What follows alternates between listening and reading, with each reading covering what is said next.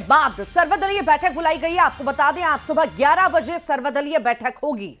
आपको बता दें कि बैठक में केंद्रीय गृह मंत्री अमित शाह शामिल होंगे, रक्षा मंत्री राजनाथ सिंह बैठक में शामिल होंगे, मल्लिकार्जुन खड़गे, राहुल गांधी भी इसमें शामिल होंगे। सर्वदलीय बैठक है क्योंकि ये विपक्ष के नेताओं को ऑपरेशन सिंदूर की जानकारी दी जाएगी। तो तमाम विपक्षी नेता उन्हें ऑपरेशन सिंदूर की जानकारी दी जाएगी कि कैसे इस ऑपरेशन को अंजाम दिया गया और कहां कहां कौन कौन से आतंकी ठिकाने जो हैं उन्हें नेस्तनाबूद किया गया और तमाम ऐसी जानकारियां जो है ऑपरेशन सिंदूर से जुड़ी आज विपक्षियों को दी जाएगी। आज सर्वदलीय बैठक 11 बजे होनी है। 11 बजे तमाम जो नेता है वो इकट्ठा होंगे और इसमें ऑपरेशन सिंदूर पर जानकारी साझा की जाएगी।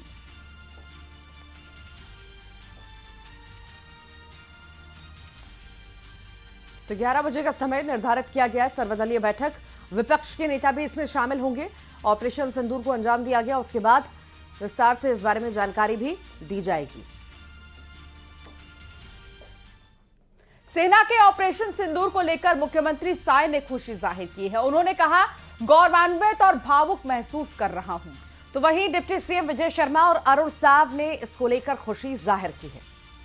जी बिल्कुल, इसके लिए तो हमारे देश के यशस्वी प्रधानमंत्री जी को धन्यवाद देना चाहेंगे, हमारे देश के सशस्त्र जवानों को धन्यवाद देना चाहेंगे।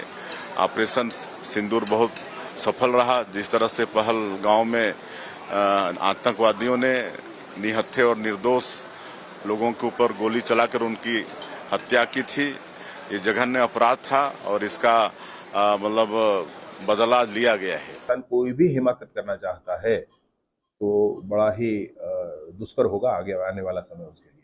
पहलगाम की घटना के बाद भारत ने अनेक ऐतिहासिक और महत्वपूर्ण निर्णय लिए हैं। प्रधानमंत्री माननीय नरेंद्र मोदी जी ने बहुत स्पष्ट कर दिया था कि पहलगाम की घटना के लिए पाकिस्तान को कड़ी सबक सिखाई जाएगी, ऐसी सबक सिखाई जाएगी जिसकी कल्पना पाकिस्तान ने नहीं किया होगा। और पूरी दुनिया आतंकवाद के खिलाफ भारत के साथ खड़ी है, तो आतंकवाद के खिलाफ कठोर प्रहार तो होना ही चाहिए था। ऑपरेशन सिंदूर पर छत्तीसगढ़ के पूर्व डिप्टी सीएम टीएस सिंहदेव ने कहा कि पूरा देश जाबाज सैनिकों के साथ खड़ा है। देश चाहता है मजबूती से जवाब दिया जाए। तो वहीं कांग्रेस के प्रदेश अध्यक्ष दीपक बैज ने भी सेना के ऑपरेशन पर खुशी जाहिर की। पूरा देश हमारे जांबाज सैनिकों के साथ खड़ा है। जवाब देना आवश्यक है। एक ही है कि हर हिंदुस्तानी एक है, एक साथ खड़ा है और चाहता है कि मजबूत से मजबूत जवाब दिया जाए। हमारी व्यक्तिगत अगर कहीं आवश्यकता पड़े, मेरी कहीं आवश्यकता पड़े, सरगुजा में, अंबिकापुर में, छत्तीसगढ़ में, देश के किसी कोने में, मैं भी अपनी सेवाएं आपके माध्यम से देश को उपलब्ध करा रहा हूं।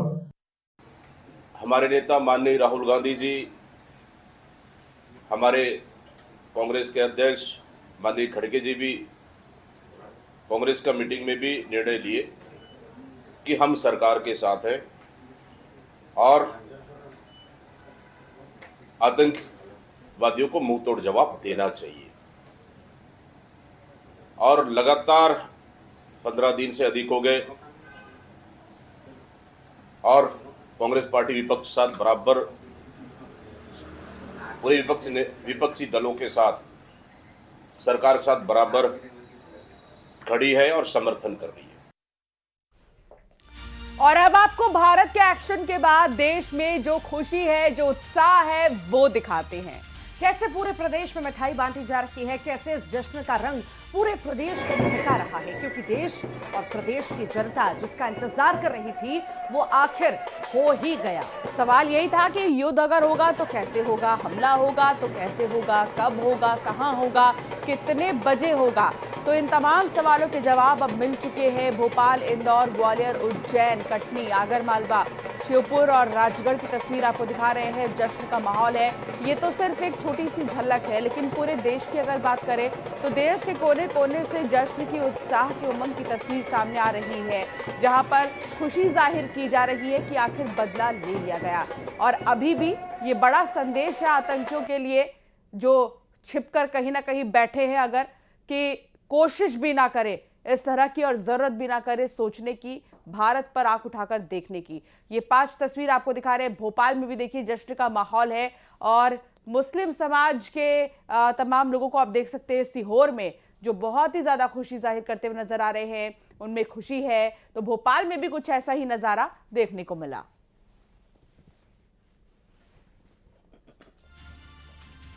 और देश के कई राज्यों में बाहरी हमलों से बचने के लिए मॉक ड्रिल की गई, जिसमें लोगों को हमले के दौरान खुद को बचाने के तौर तरीके सिखाए गए। इस मॉक ड्रिल में जिला प्रशासन, पुलिस प्रशासन, एनडीआरएफ, एसडीआरएफ के जवानों के साथ सिविल डिफेंस स्वास्थ्यकर्मी के साथ कई संगठनों ने हिस्सा लिया। इस दौरान युद्ध का सायरन बजते ही मॉक ड्रिल शुरू हो गई थी और फिर ब्लैकआउट भी किया गया। तो ये दिल्ली, उत्तर प्रदेश, बिहार, राजस्थान, हिमाचल प्रदेश और गुजरात, चंडीगढ़, कर्नाटक की तस्वीर हम आपको दिखा रहे हैं, जो ज्यादातर राज्य ऐसे हैं इनमें जो बॉर्डर से सटे हुए हैं। इनमें आप देखेंगे कि राजधानी में कैंटोनमेंट में कैसे मॉक ड्रिल किया गया। इसके अलावा राजस्थान के ज्यादातर इलाकों में मॉक ड्रिल की गई थी, बिहार में भी, गुजरात में भी, इसके अलावा हिमाचल, चंडीगढ़, कर्नाटक में भी।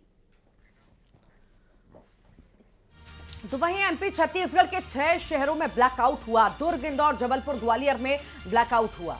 भोपाल और कटनी में भी ब्लैकआउट हुआ है और ब्लैकआउट के दौरान घरों की लाइटें बंद कर दी गई, सायरन बजाकर अलर्ट किया गया। मॉक ड्रिल में हमले से बचने के तरीके सिखाए गए, युद्ध के हालात से निपटने की तैयारी जो है वो की गई है। ऐसे में सायरन अगर बजे तो क्या करें, सायरन बजने के तुरंत बाद क्या एक्शन लेना है वो सिखाया गया है। सायरन क्यों बजाया जाता है इसे भी समझाया गया है और फिर इमरजेंसी में कैसे